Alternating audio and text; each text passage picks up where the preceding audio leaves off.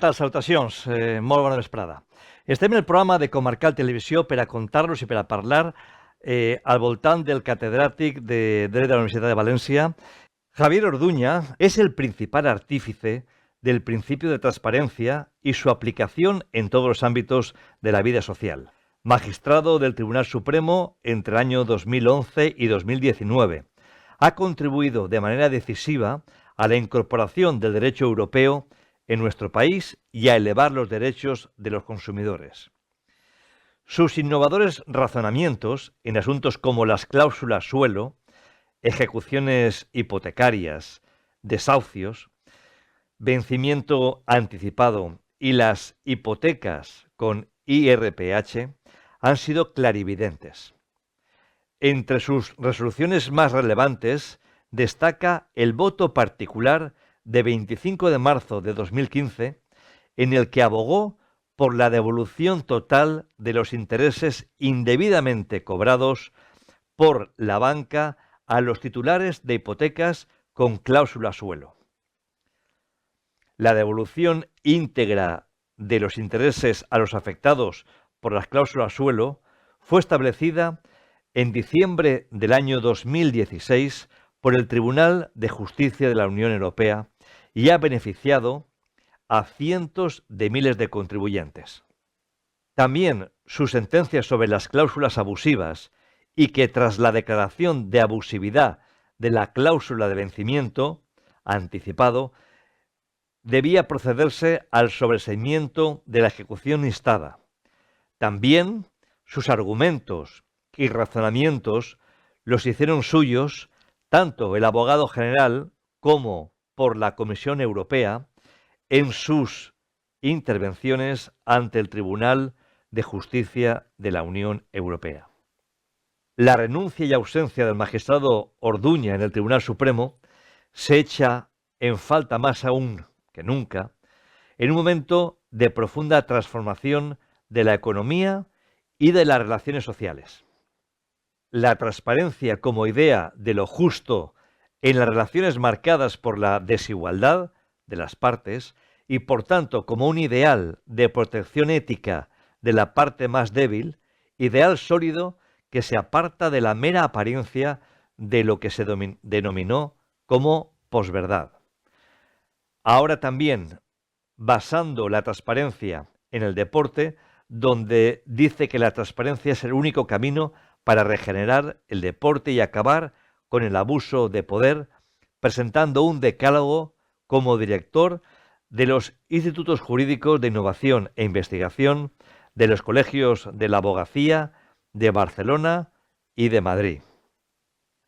Autor de libros como Control de transparencia y contratación bancaria, La transparencia como valor del cambio social, su alcance constitucional y normativo. Y ahora, desde una perspectiva social, la transparencia se nos presenta no como una posible opción, sino como una auténtica necesidad. Señor Orduña, ¿qué tal? ¿Cómo está? Hola, Paco. Buenas tardes. Pues muy bien y encantado de estar aquí con Vengo vosotros. a contarle esto porque estamos ante una situación donde los currículos ahora mismo en este país parece que están en boga, parece que todo el mundo tenga la intención de mentir a la hora de poner su currículum pues a la puesta en exposición pública. A mí, sinceramente, me da igual que un político sea electricista, fontanero, que cualquier otra cosa. Lo que me parece lamentable es que se mienta cuando tú tienes o votas a un político para que defienda a los ciudadanos. Si ya de entrada empieza a faltar a la verdad con su proyección o con su formación, empezamos mal. Sí, porque el currículum vitae es fundamentalmente una presentación tuya y por tanto en este caso pues una presentación, en mi caso una presentación fundamentalmente académica, pero es obviamente una presentación. Si tú, como muy bien dices, en la propia presentación estás falseando, estás mintiendo acerca de la objetividad de estos datos, pues evidentemente pues mal empiezas, ¿no? Y sobre todo porque supone, que es un poco, también hablaremos de esto, supone el aceptar una cierta cultura, digamos, de la corrupción, como algo natural de los países latinos, como algo consustancial a nuestra tradición, a nuestra forma de ser, bueno, que puede tener o ha tenido, digamos, incluso en la historia europea, pues unos ámbitos históricos muy claros, pero que hoy en día ya hace muchísimas décadas que debíamos dejar esa cultura y pasar a una mayor exigencia, sobre todo de los ciudadanos, porque la corrupción es un elemento que como veremos, realmente pudre, descompone a la persona y a la sociedad y por tanto a las instituciones. Entonces, bueno, pues esto que parece una cosa nimia, pues en otros países literalmente, Paco, es inconcebible. Es decir, es inconcebible que una persona presente un ámbito curricular y que falsee ese currículum. Claro, la política y el derecho deben de ir de manera unívoca, cogidos de la mano y siempre bajo la transparencia para que la sociedad pueda entender claramente qué es el político y cómo acogerse al derecho. Bueno, esto es otra de las cosas en que en el contexto actual habría que profundizar o por lo menos recordar. Cuando hablo con mucha gente y escucho pues las noticias, la realidad, pues incluso periodística, pues hay una cierta tendencia, vamos a llamarlo así, que yo creo que es errónea, de tratar de justificar el ámbito político, si se quiere, el ámbito de la decisión política como si fuera un ámbito distinto al derecho. Bueno, esto no es así, ya no fue así ni siquiera desde los clásicos. Aristóteles, es verdad que hablaba de filosofía, pero hablaba de ética, hablaba de buena gobernanza, los romanos exactamente igual, Séneca, etcétera. Es decir, el derecho formó parte muy pronto de lo que realmente era la realidad política. Y en la actualidad, hablando de títulos, basta ir a los grados actuales. Hay un grado que es Ciencias Políticas. Yo en mi antigua licenciatura de Derecho estudié Economía, estudié Política, es decir, hay una unidad fundamental. Y lo que la ciudadanía tiene que saber es que el ámbito político no está exento, es decir, no es un campo de agramante donde un político diga, no, es una decisión política, yo estoy fuera. No me rijo por la ley de la gravedad, de la responsabilidad, del ámbito de la limitación que tiene el derecho. No, es que es una decisión política. No, la decisión política, esto es muy importante que los ciudadanos lo tengan claro, en todo sistema democrático está basado en una estructura jurídica. Y por tanto, obviamente, no es ese campo de agramante. El político en su decisión, claro que está sujeto a una responsabilidad. Siempre. Decir lo contrario es no entender nada. Es querer tender un ámbito de impunidad sobre pretexto de que estamos hablando de una cuestión política, ¿no? Mire, el político en el ejercicio de sus funciones, en el ejercicio de su cargo, claro que tiene una responsabilidad que es jurídica, porque no existe esa separación. Por tanto, yo te diría que no tenemos mundos paralelos, aquí no hay agujeros negros, es la misma realidad. Y por tanto, la misma realidad del derecho que da razón, que da lógica, que da coherencia y que también impone responsabilidad, se tiene que exigir en el ámbito de la decisión política. Usted es especialista en transparencia, y así lo ha demostrado en sus libros, en sus múltiples escritos. ¿Y es la base fundamental contra la corrupción? Bueno, la transparencia, bueno, vamos a decir, soy un especialista porque me he dedicado a ello, es decir, y también es verdad que es uno de los valores, vamos a decir, modernos, recientes, que yo creo que toma cuerpo fundamentalmente en este siglo XXI, que es cuando realmente se está desarrollando. Muy brevemente, mira, le podemos decir a los telespectadores que cuando se habla por primera vez de la transparencia se habla como un mero factor integrado en otros ámbitos un poco más perfectamente ya legislados. Por ejemplo, esto surge en la década de los 60, 70 en Estados Unidos, pues ya sabes, Paco, que hay una de las primeras leyes que tuvieron fueron las leyes antimonopolio.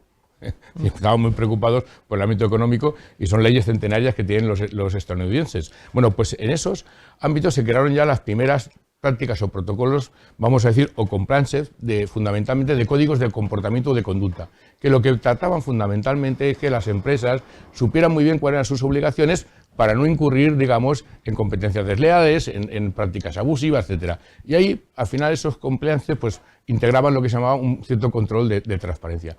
Pero a partir de ahí, la transparencia ha ido evolucionando. En mi etapa como magistrado del Tribunal Supremo, la transparencia, que estaba sencillamente como una especie de obligación del predisponente de ser claro y preciso en sus condiciones generales, pasó a ser una auténtica directriz o principio del derecho de la contratación bajo condiciones generales. Por tanto, pasó a ser un nuevo paradigma y se habla ya de la transparencia como un nuevo valor. En el libro este que tienes según yo te veo, a tu izquierda y los telespectadores a la derecha, pues no es ninguna cosa, es decir, no es como, acuérdate bueno, los muy jóvenes no se acordarán, pero del episodio ese de Paco Umbral, que dijo, yo vengo a hablar de mi libro, ¿Sí? No tengo la motivación de Paco Umbral, ni mucho menos, es mucho más modesta, porque lo que quiero decir es que ese libro, que es de 2018 y está agotado, ya se habla del valor de la transparencia como ámbito constitucional, o sea, como un valor constitucional. ¿Qué es lo que queremos decir? Lo que queremos decir es que los principios tradicionales que tenemos de la Revolución Francesa, la igualdad, la fraternidad, la libertad, pues claro, tienen 200 y pico años. Estos principios, estos valores están dando lugar a otros nuevos valores en donde efectivamente la transparencia, y para concretar un poco el tema, es el valor que mejor define hoy en día la igualdad, porque se aplica en todas aquellas situaciones de desigualdad de posición o de poder, abuso de poder.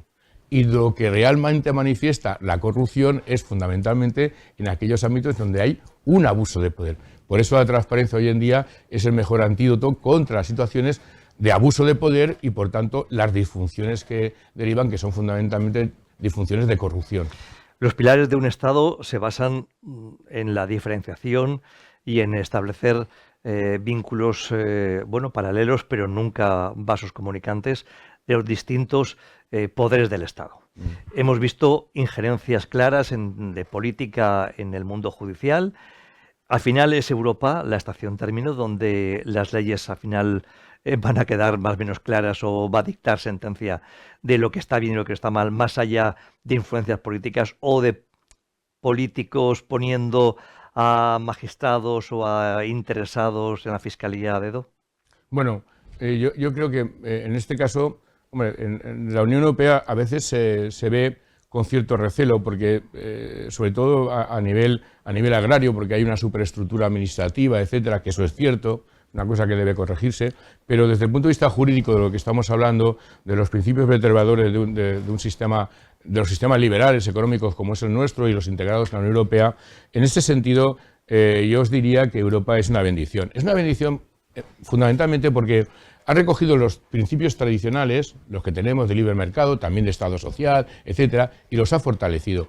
Los ha fortalecido con una nutrida, vamos a decir, versión de directivas, de reglamentos que han profundizado en esos mismos principios y también, afortunadamente, con un Tribunal de Justicia de la Unión Europea que vela por la aplicación de esos principios. Y aquí esto es lo importante. España, cuando entra a la Unión Europea y conforme estamos en ella, hemos cedido una gran parte de nuestra soberanía, fundamentalmente en aquellas materias que compartimos con el ámbito europeo o que tienen incluso competencia exclusiva a la Unión Europea. Y ahí en esas materias es donde rige el Tribunal de Justicia Europea. Por tanto, es actualmente un sello de garantía de calidad.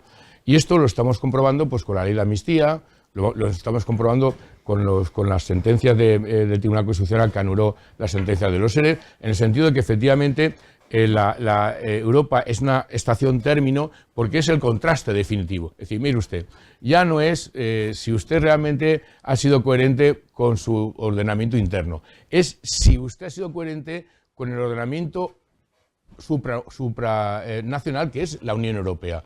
Porque esos mismos valores, que los tenemos en la Constitución y tal, han sido desarrollados por el ámbito europeo. Y ahí es verdad que el Tribunal de Justicia de la Unión Europea pues está ofreciendo, pues es verdad, desde el punto de vista de sus resoluciones, pues unas claras dosis de independencia. Recordemos, poner más lejos, los casos de las entidades bancarias, en donde el Tribunal de Justicia, pues pese a la existencia de un Banco Central Europeo, pese a la existencia de una Comisión Europea, pues dio la razón en este caso, a los consumidores. Es decir, que está dando muestras que realmente tiene una independencia y que, bueno, aunque es una composición también que podríamos describir un tanto política, etcétera, pero que no llega a los niveles que tenemos en nuestro sistema, pues realmente se comporta como un tribunal con cierta garantía de independencia. Y sí, en ese sentido hay que decir que la Europa, afortunadamente, es una estación término, porque aquí, Paco, esto para mí yo lo tengo muy claro. Es decir, ahora se habla de crear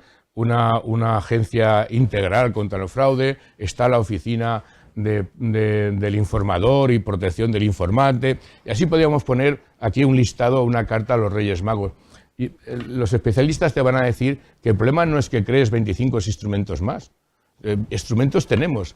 El problema está en que no aplicas correctamente los que tenemos y no haces una serie de modificaciones imprescindibles. Y yo creo que aquí se pueden decir, y todo el mundo estará de acuerdo, es decir, ¿cómo es posible que los cargos o los puestos de las empresas públicas participadas públicamente, o los puestos en donde realmente hay un ámbito de poder excesivo o por lo menos importante, pues sean puestos absolutamente discrecionales, que pasan de unos a otros, como si estuviéramos en la Edad Media donde se heredaban los puestos? Oiga, mire usted, esos puestos tienen que estar marcados por una clara raya de independencia, de perfil de idoneidad, en este caso del que ocupa el cargo, etcétera, etcétera. Y no podemos seguir con una legislación que precisamente el punto nuclear donde pasa la corrupción es decir, oiga, mire, yo soy de un partido político, me porto bien, me darán correos, me darán el SEPI. Y claro, obviamente te van a dar eso porque luego te van a pedir los favores. Entonces, claro. Y máxime cuando ese órgano es absolutamente dependiente. Se crea la Oficina de Protección del Informante. ¿Pero de quién depende? Casualidad, de Presidencia de Gobierno. ¿Qué independencia tiene una oficina que no va a tener presupuesto propio? Que en la actualidad ni siquiera tiene dinero para pagar a los empleados. Igual que la agencia integral. Es decir, nos sobran instrumentos. Lo que tenemos que tener son una serie de reglas clarísimas en donde efectivamente pues no se pueda tener esta naturalidad en el clientelismo.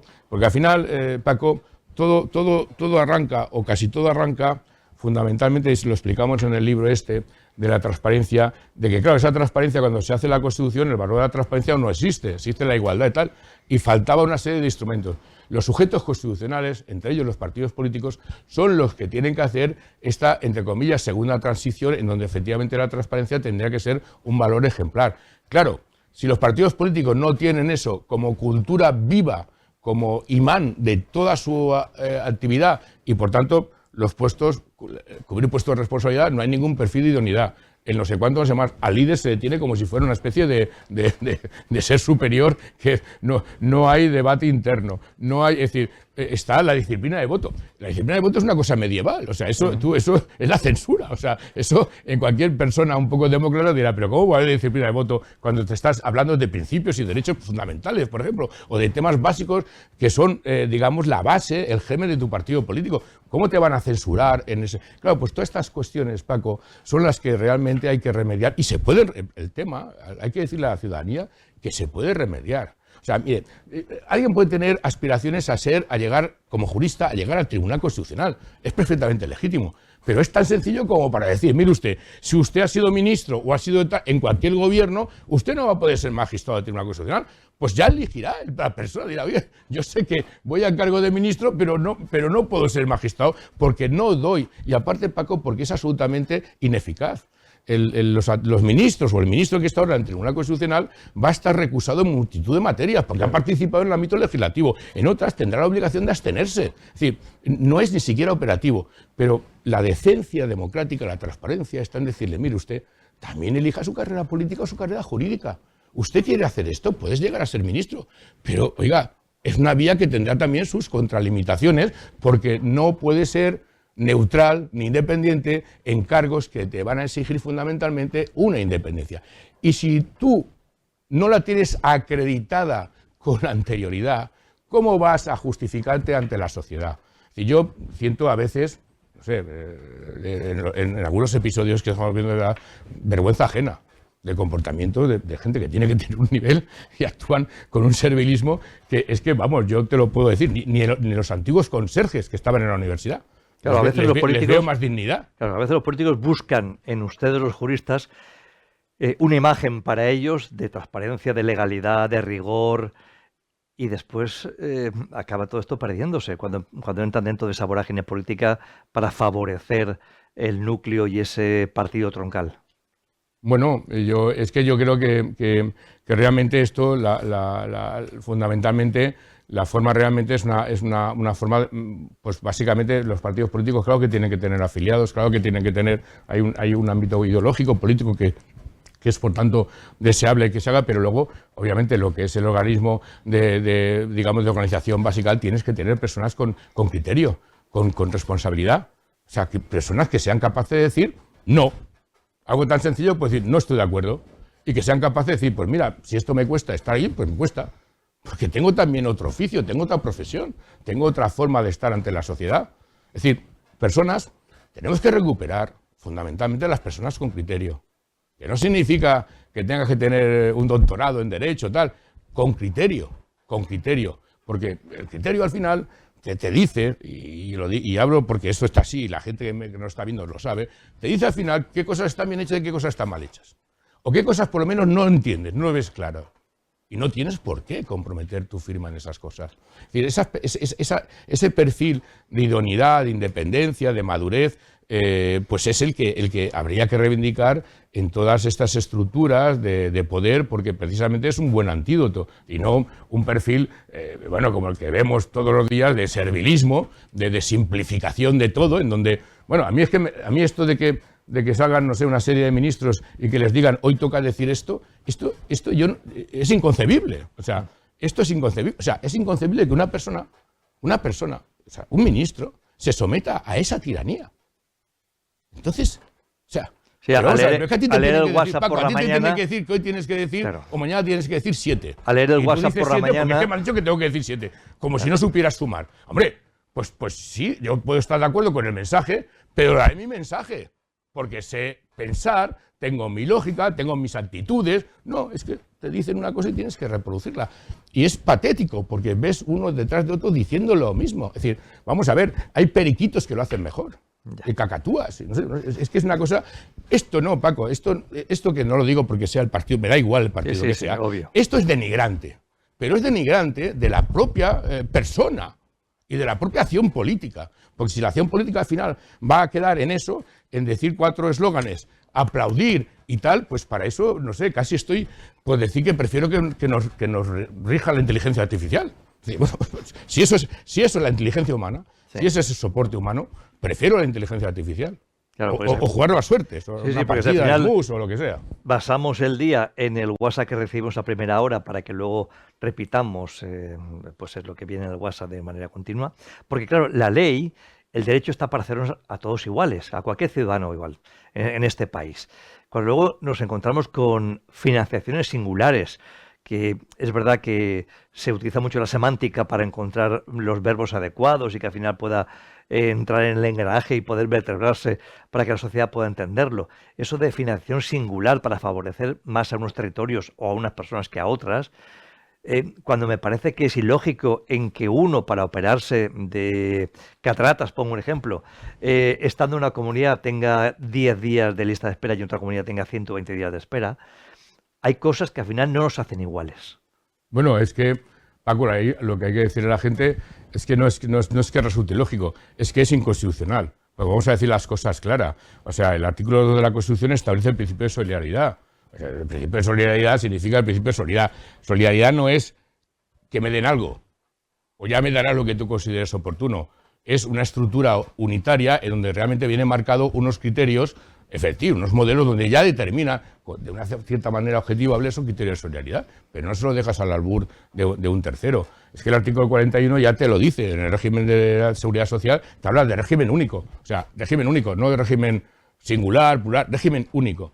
Y luego, hombre, pues lo he dicho al principio, el derecho, yo por eso a mí esto como jurista, vamos a ver, no me perturba, pero no me canso de decirlo y públicamente, el derecho no es un campo de agramante. No, uno en derecho no puede decir una cosa y la contraria.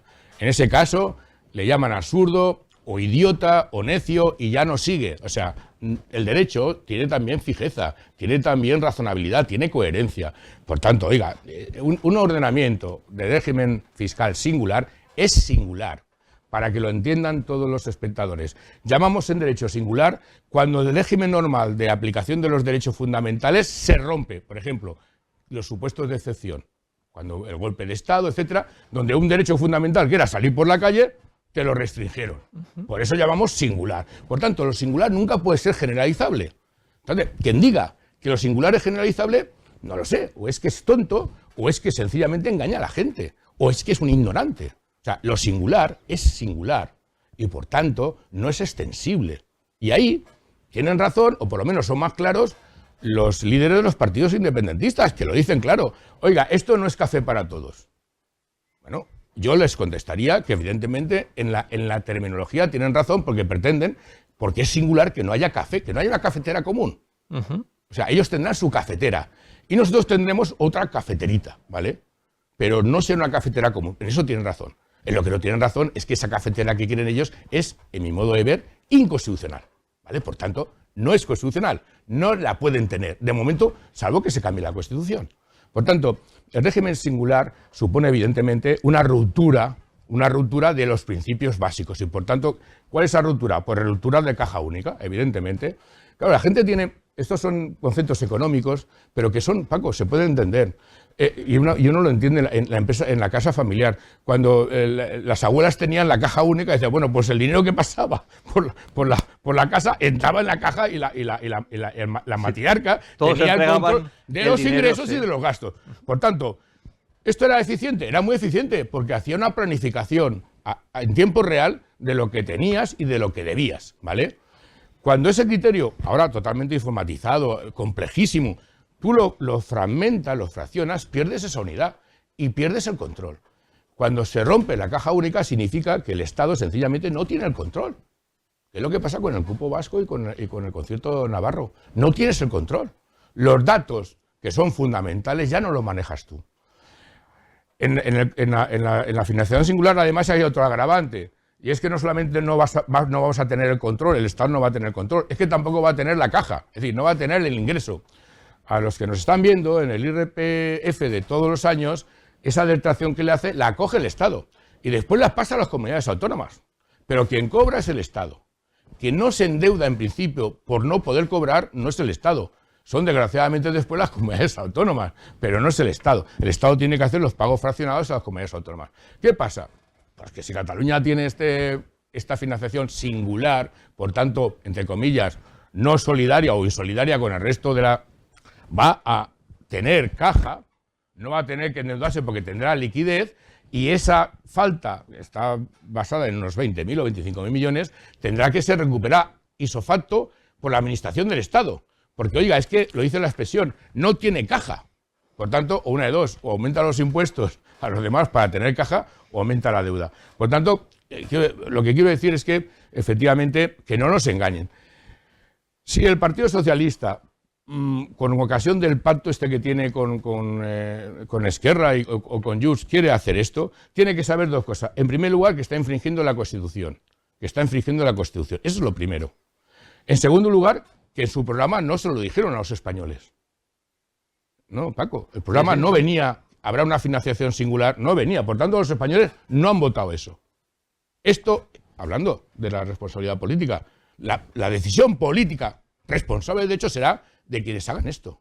¿Hemos normalizado la mentira en este país? Es decir, cuando uno se presenta a las elecciones o a un partido político, desarrolla lo que es, su programa. Y el programa es aquello que dice, esto quiero hacer yo si gobierno.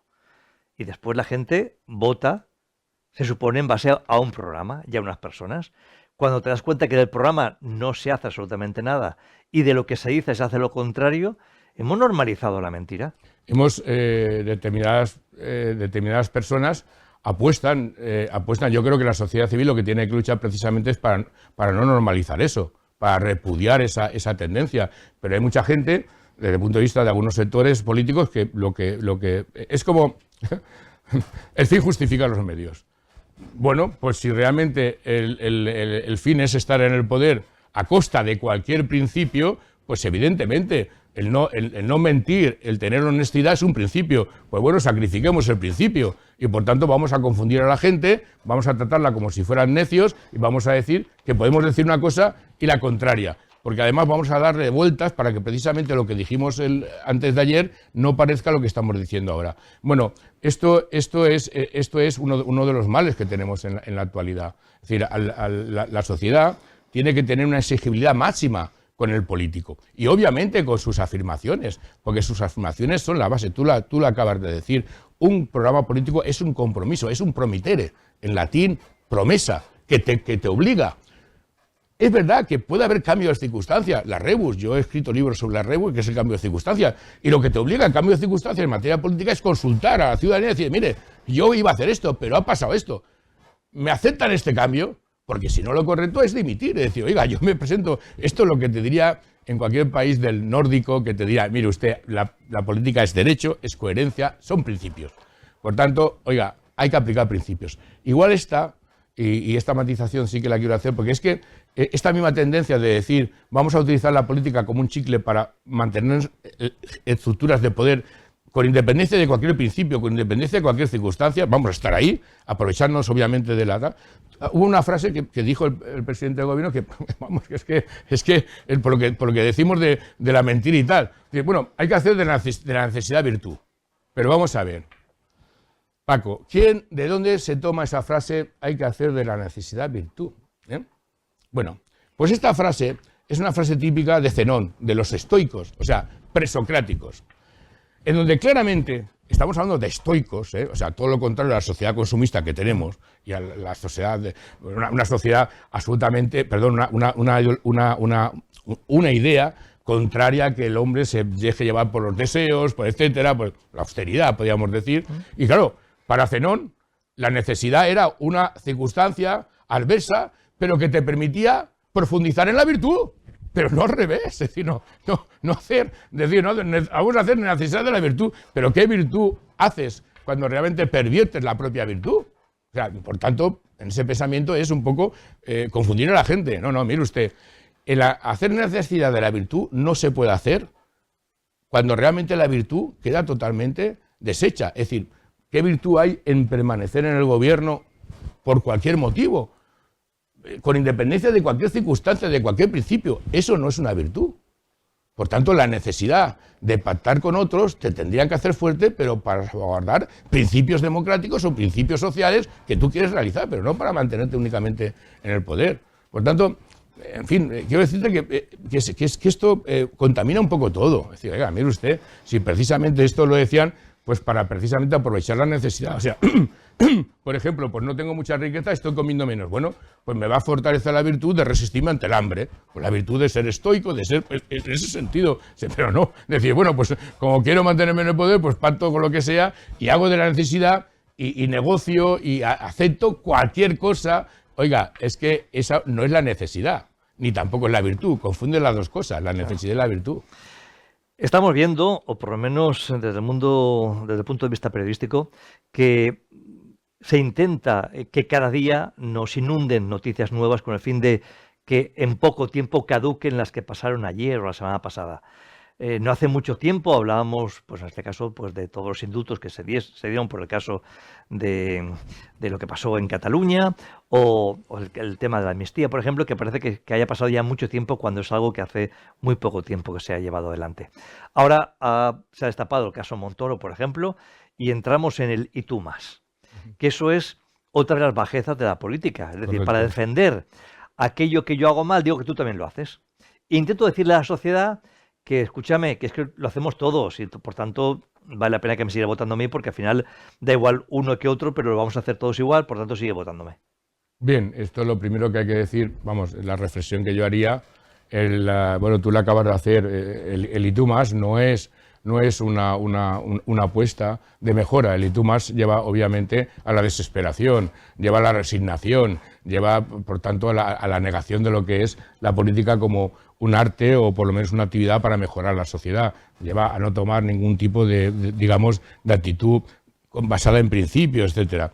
Lo segundo que hay que decir es que el tú más no debería funcionar fundamentalmente respecto a las responsabilidades actuales. Es decir, las responsabilidades pasadas en el tiempo están sujetas, algunas ya declaradas judicialmente, algunas ya sentenciadas, otras por sentenciar, está sujeto a un contexto histórico determinado. Es como aplicamos el Código Civil, hay que aplicar la norma en su contexto. Bueno, pues estas responsabilidades van a tener o tendrán su desarrollo en un contexto político determinado que ya no es el presente. Por tanto, el y tú más no sirve de coartada para el gobierno actual, el que sea, librarse o aminorar su responsabilidad.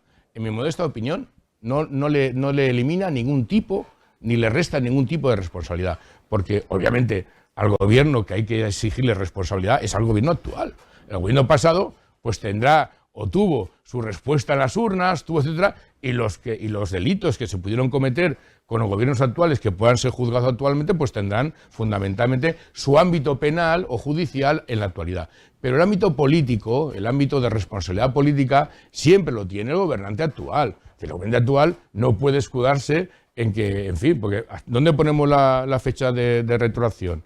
¿La ponemos aquí o nos vamos a los visigodos? Quiero decirte, o nos vamos a la... Bueno, pues claro, porque entonces podemos justificar... No. El reto democrático siempre está en el gobernante actual, que es el que tiene el deber de ejemplaridad y de responsabilidad porque está llevando las riendas del gobierno. Por tanto, yo ahí diría esto. Y lo segundo que me gustaría resaltar, porque obviamente, básicamente, la responsabilidad judicial se está tramitando y veremos la que sea, y por tanto el juez tendrá que determinar, el señor Montoro tendrá todas las garantías legales para defenderse y será la respuesta que sea. Pero yo sí que me gustaría decir dos cosas que no se están hablando.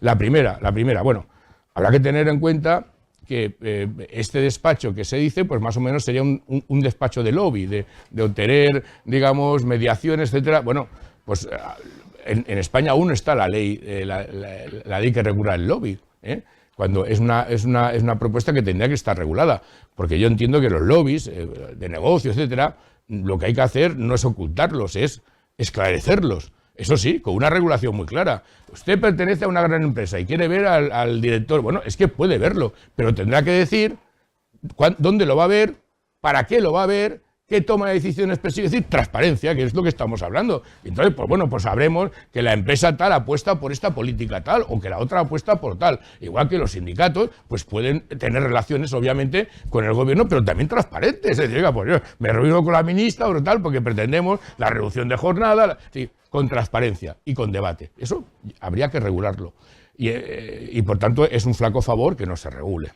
Y en segundo lugar, es que en algunos datos que hemos recibido de este caso, que es fundamentalmente la agencia tributaria, pues lo que yo diría a la audiencia es que, bueno, y también hablando de transparencia y por tanto de igualdad de partes, de evitar abusos, es que el Estatuto de Contribuyente lo que demuestra es que ante la Hacienda Tributaria somos súbditos. O sea, la Hacienda Tributaria tiene una serie de privilegios abrumadores, que están totalmente descompensados con las garantías judiciales y de derecho que tienen los contribuyentes. Y en ese sentido, harían bien los gobiernos en equilibrar esta situación, porque además los contribuyentes somos los ciudadanos.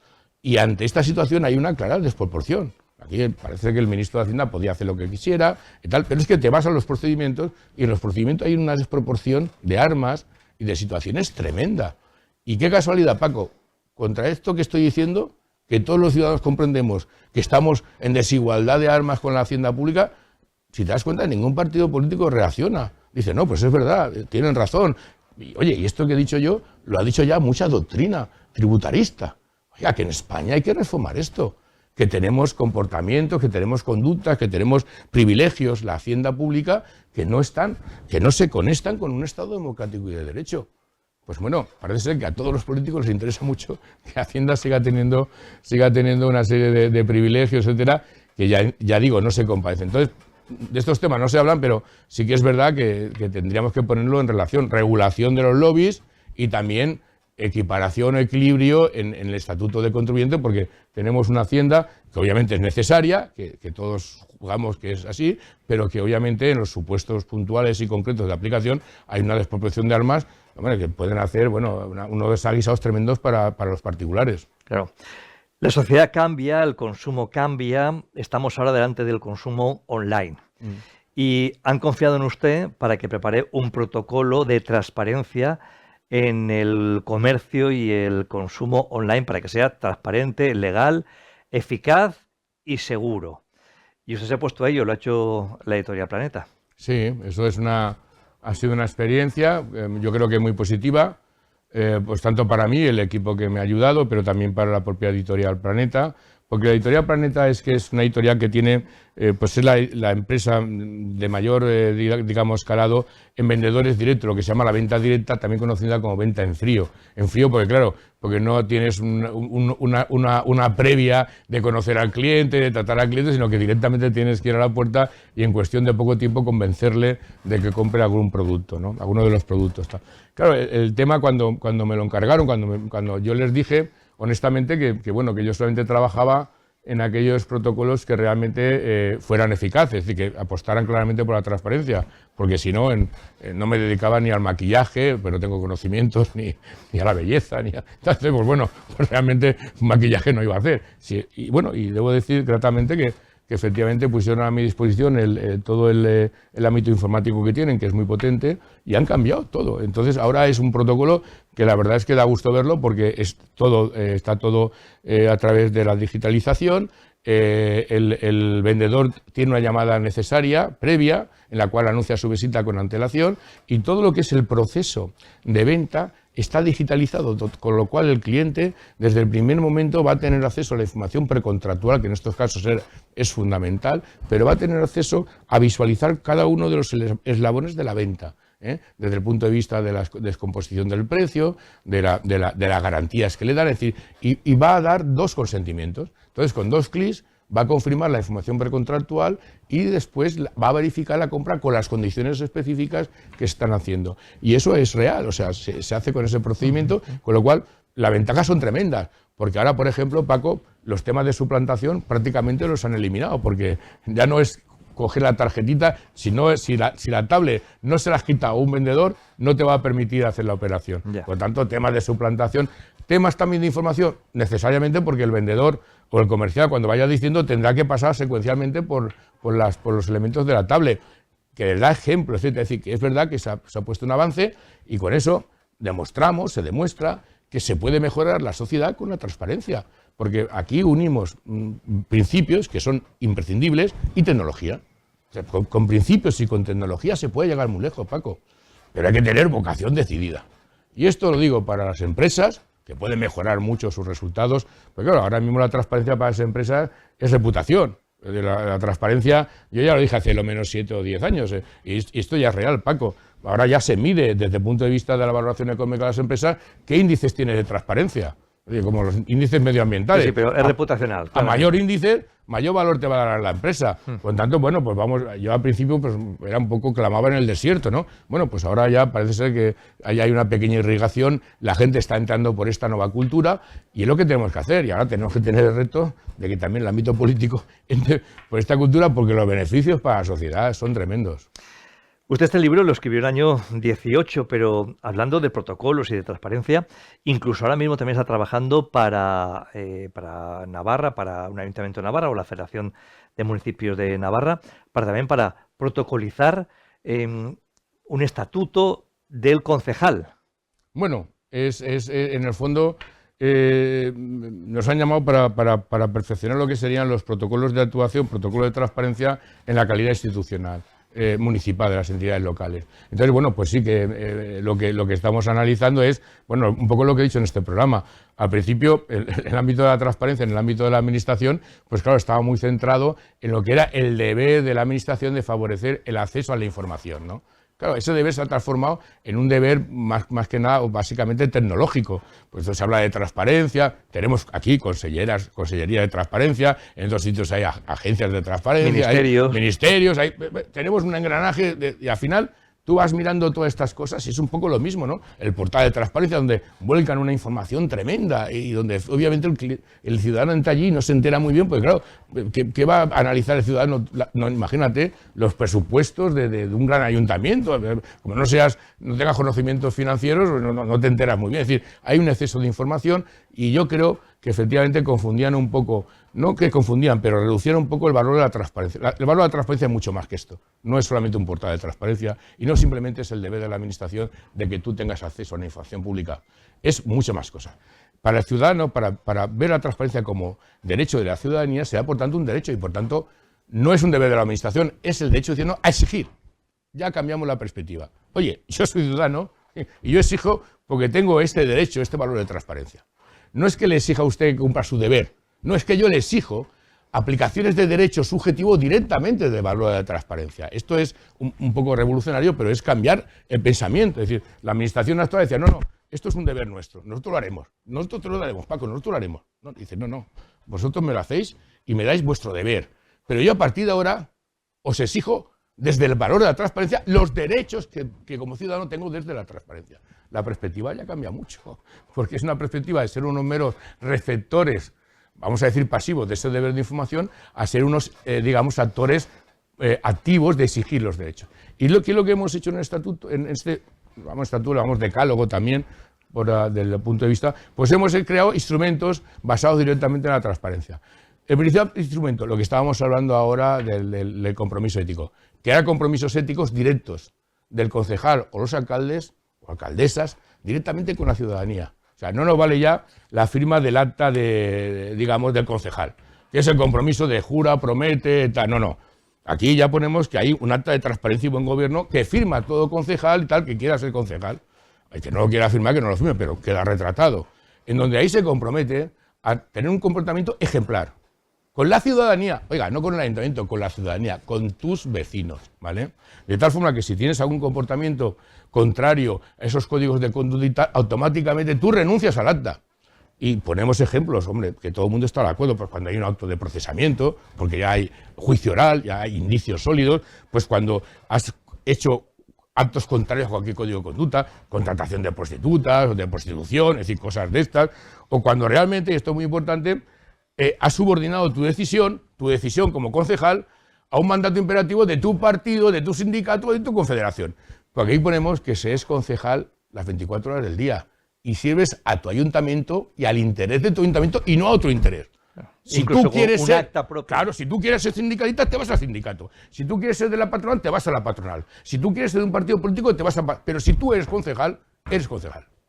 Por tanto, no admitimos que en contra del interés general tú subordines tu interés tal. Y bueno, y tenemos así una serie de modelos de, digamos, por ejemplo, otro principio que además todo el mundo yo creo que estará de acuerdo. Sabemos que la administración funciona, las entidades locales también, funcionan correctamente cuando los modelos son fundamentalmente profesionales.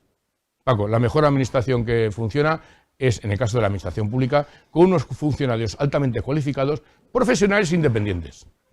Y esos son los que realmente delimitan muy bien el ámbito del interés general y la corrección, la ejecución de ese interés general. Vale, por tanto sabemos que a mayor profesionalidad, a mayor neutralidad, a mayor independencia y a mayor responsabilidad, la cosa va a ir mejor. Paco, esto es así. Obvio. Esto es derecho, pero yo diría que es física. Experimentalmente lo podríamos comprobar como la física. Vale. Entonces, consecuencia. Cuanto mayores cargos o altos cargos haya discrecionales, menor eficacia y eficiencia de esos resultados. Por tanto, habrá que hacer medidas en donde realmente, eso no significa que haya cargos que puedan ser discrecionales, pero cuanto menos mejor. Y en cualquier caso, no van a disminuir tu responsabilidad política, porque aquí lo que decimos es que a mayor discrecionalidad, mayor responsabilidad del que nombra. Es lógico. A mayor discrecionalidad, mayor responsabilidad del que nombra. Porque un supuesto que tú podías hacerlo reglado, no lo has hecho reglado. Claro. Por tanto, aquí decimos, oiga, si lo pones a dedo, y decimos, tendrás algo que decir. Y decimos, si tú eliges, tú respondes de la elección. ¿Qué es eso de que nos hemos equivocado? ¿Quién se ha equivocado? Te has equivocado tú, no la colectividad. ¿Y dónde te has equivocado? En un ámbito de tu responsabilidad que era tu decisión. Porque tú has querido que fuera tu decisión. Esto es derecho, Paco. Eso se llama responsabilidad, porque has hecho un acto personal y directo. Si fuera un acto colegiado, pues habría una responsabilidad colegiada. Si fuera un acto mancomunado, pues sería, y si fuera solidario, pues sería compartida. Pero si tú has hecho que el acto sea unipersonal, dictado por ti, jurídicamente, te corresponde toda la responsabilidad. Por tanto, luego no nos vengas con cuentos. O sea, tú has decidido que este sea así. Este que ha salido rana, la expresión lo dice, ha salido rana, y ha violentado el código ético, el no sé cuánto se más, tú renuncias o dimites, porque has decidido mal en un puesto de alta dirección. Claro. Por tanto, ¿esto qué significa? Pues significa pues, que van a tener mucho más cuidado, obviamente, y así te podría decir muchas cosas que lo que están haciendo es... Eres corresponsable de tus asesores, correcto, lo que tú mandas, claro. Y lo que tú decides. Y aquí ponemos mucha serie de ámbitos en donde realmente también cambiamos un poco lo que es el tratamiento de la información. Es decir, el portal de transparencia, tal como está, a un ciudadano no le sirve para nada, porque no es un portal de derechos. Entonces decimos, oiga, junto al portal de transparencia, cada ayuntamiento tendrá que tener el portal de ciudadanía. Ese sí que le va a activar la tecla a la ciudadanía para que reclame sus derechos directamente, para que le reclame a los concejales su compromiso, para que reclamen también, oye, ¿qué cartera de servicios tengo? ¿Cómo me ejecutas tú los servicios? ¿Cómo me los prestas? Es decir, las cosas que realmente me interesan. ¿Qué criterios de participación pública tengo yo? Que para eso, para buscarlo en el portal de transparencia, pues la verdad es que te pierdes, ni siquiera los encuentras. Así que lo que buscamos es, como ves, instrumentos directos de derechos y no tanto deber de información que actualmente pues está ahí, digamos, en numerosos institutos. Pero Paco, yo te hago o sea, tú coges ahora en cualquier, no en la Comunidad Valenciana, cógete en cualquier comunidad o incluso el Estado y ves sumando todo lo que ponga transparencia y verás que muchas cosas son totalmente las mismas, ¿sabes? Es que no. Y al final dices, bueno, ¿qué gotas de derecho hay aquí para el ciudadano? No hay ninguna. Por tanto, vamos a hacer de la transparencia auténticos derechos de la ciudadanía, de exigir, obviamente, en este caso, a las entidades locales. ¿Por qué? Porque además vamos en la buena dirección. El protocolo también permite que estos ayuntamientos que apuestan por la transparencia, pues, por ejemplo, reciban más fondos para hacer más cosas, porque realmente están garantizando una mayor eficiencia y eficacia de los recursos que obtienen. Por tanto, estamos apostando por sellos de calidad. Oiga, usted lo podrá firmar, si no quiere firmar, no los firme. Oiga, luego no se queje de que el ayuntamiento de al lado tiene el protocolo, está recibiendo algunos fondos porque efectivamente está justificando que tiene estos instrumentos, digamos, de transparencia, ¿no? Sí, bueno, se trata, por lo tanto, Paco, de tratar de poner la inteligencia, no sé, poca o mucha que podamos tener para mejorar las estructuras de buena gobernanza. Le quiero preguntar, o hacer una última pregunta, profesor, porque usted ya estuvo aquí hablando con todo lo que aconteció con la DANA, con las responsabilidades en base a la ley. Han salido nuevas revelaciones, y, en fin, la jueza que está instruyendo todo el caso del tema de la DANA, de la jueza de Catarroja. Bueno, ahora ha salido la Guardia Civil diciendo que no existían, no habían datos de cómo estaba el barranco del Pollo. Usted fue a declarar también como testigo, como experto en cuanto como testigo no. Como experto al Senado, a la Comisión de Investigación del Senado. Cuénteme aquella experiencia. Bueno, a mí realmente a mí me llama el Partido Popular, pero hay que tener en cuenta que cuando vas a una comisión, quien te llama es la Cámara. O sea, al final quien te llama, si se aprueba en este caso mi intervención, es la Cámara. En este caso me llama la Cámara Alta, el Senado. Y yo, por supuesto, pues me llama en calidad de experto de Derecho. Yo, hombre, pues como catedrático de Derecho Civil, pues algo de responsabilidad patrimonial sé, hago relación de causalidad, pues también obviamente he tenido que estudiar, y aunque no soy especialista en el ámbito administrativo, pero sí en temas generales de responsabilidad. Y yo fui en esa calidad de tal. Y claro, lo primero que tuve, bueno, ya si la gente que me está viendo, pues fundamentalmente yo creo que se habrá dado cuenta que intento clarificar, porque es que el derecho es muy complicado y por tanto hay que dar una idea. Se puede hacer un poco más, no se puede hacer más simple. Se puede explicar algunas cosas porque la complejidad seguirá ahí, estará ahí presente, pero sí que se puede simplificar algunas cosas para que se puedan entender mejor.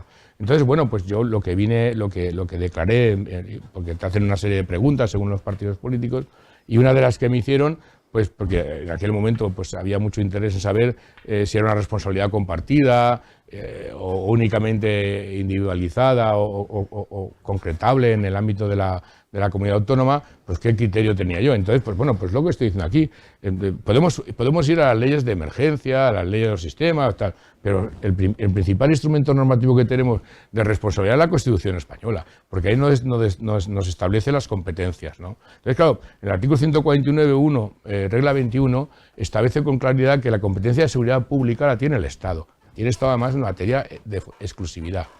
Ahí, ¿qué hablamos de seguridad pública? Pues ahí entra todo. Entran las emergencias, entran las catástrofes, también la Policía Nacional, es decir, la ciudad. Pero dentro de esto, es claro que yo creo que la Cámara Alta lo entendió, yo creo que lo entendieron todos los grupos parlamentarios, que el mensaje que yo quería trasladar es, vamos a ver, una de las principales funciones que tiene el Estado es la integridad física de sus ciudadanos. Si es que esto es vital, si no, no se entiende un Estado. Un Estado solamente para cobrar impuestos no tiene sentido. Tiene sentido en la medida en que te da o te protege tu identidad y también te protege tu integridad física y te permite un desarrollo. Bueno, pues la integridad física está dentro de la seguridad pública, eso nadie lo discute. No hay ningún constitucionalista que discuta que el título de la regla 21 no comprende también la integridad física. Bueno, pues si eso es así, ¿cómo se puede descartar a priorísticamente la corresponsabilidad del Estado? Es decir, ¿cómo el Estado no va a hacerse presente en aquellos supuestos de emergencia nacional? Que, por cierto, el caso fue un caso de emergencia nacional,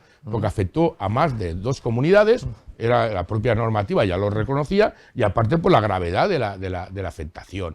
Obviamente una gravedad que por la tarde todos vimos las imágenes que aquí... Entonces, ¿cómo se puede sustentar que el Estado... Claro, ahí lo que vine a decir es que obviamente con independencia del CECOPI valenciano y con independencia efectivamente de las decisiones a tomar, la propia ley de emergencias nacionales establecía, yo creo que con buen criterio, una responsabilidad en cascada y compartida. La responsabilidad más alta obviamente la del ministro del Interior en materias de emergencia, la del ministro del Interior, que tenía que haber, en mi modesta opinión, haber hecho un consejo de ministros especializado y haber tomado decisiones, dada la gravedad y que afectaba a más de 2 comunidades. Y luego en el segundo escalón ponía al mismo nivel pues a la consellera, que por eso está imputada, pero también a la delegada del gobierno.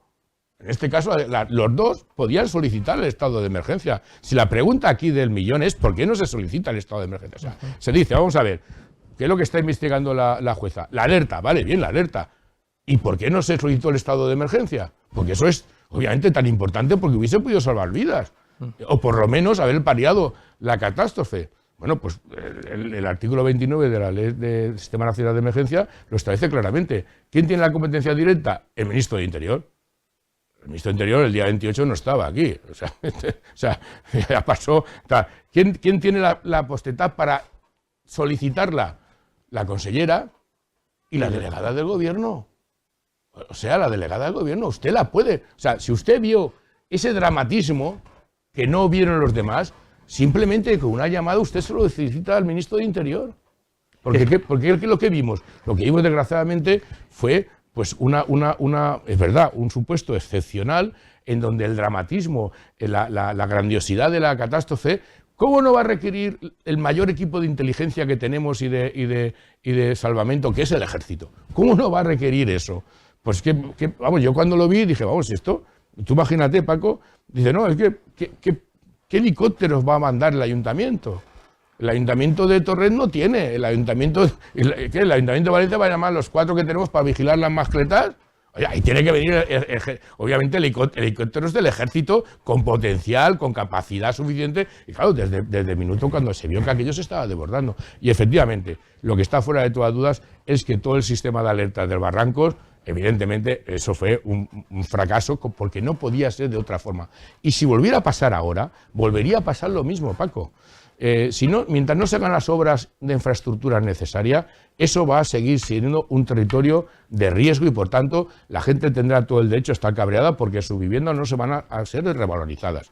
Cuando tengan esas obras de infraestructura y de seguridad, esos pisos volverán a valer dinero. Pero mientras no se hagan, esto va a seguir igual. Por tanto, oiga, pongan ya de una vez las obras de infraestructura necesarias, los avisos necesarios, porque lo que se vio en aquel momento, y con esto no estoy prejuzgando nada, porque será lo que se vio en aquel momento es que ese CECOPI, aparte de que efectivamente hay que reformar todo ese sistema, porque se vio, o sea, es que, en primer lugar, en tiempo real no veían nada.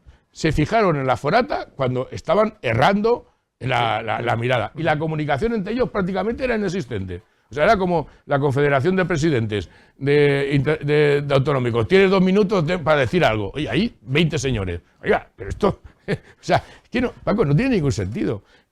Estas cosas son muy distintas a los incendios. En los incendios, afortunadamente, se ve, la coordinación es más fácil y es más natural. Pero estos sistemas de catástrofe, de terremotos, de inundaciones, de tal, estos son mucho más rápidos. Aquí la decisión la tienes que tomar en cuestión de minutos. Y en esa decisión a lo mejor tiene que estar presente el Estado, porque esa decisión es la que te la salva. O sea, la decisión está, ahí el Estado tenía que estar en el primer minuto de la decisión, porque la magnitud de la situación era de tal calibre que si el Estado viene 2 días después o un día después ya te da igual. Por eso la delegación del gobierno, que también tiene potestad para poder pedir. Claro, para mí yo veo claro que tanto la comunidad autónoma como la delegación del gobierno tenía que haber, y ya, con total sinceridad, este supuesto era un supuesto para que el ministro de Interior hubiese quedado clarísimamente la emergencia nacional y desde las primeras horas de la tarde, el ejército hubiese estado ahí, pero todo el ejército nacional, ¿eh? Claro, porque tanto la consellera como la delegada del gobierno en este caso pueden